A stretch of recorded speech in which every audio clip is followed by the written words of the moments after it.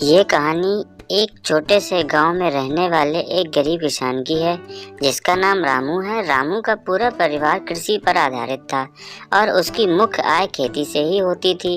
वे एक छोटे से खेत में जैविक खेती करते थे और उन्हें खेती में विशेष रुचि थी। रामू की कहानी उस समय से शुरू होती है जब उसके पास बहुत ही कम सामग्री थी, लेकिन उसकी मेहनत और आत्मविश्वास की वजह से वे किसानी में सफलता पाने के लिए कठिनाइयों का सामना करते गए।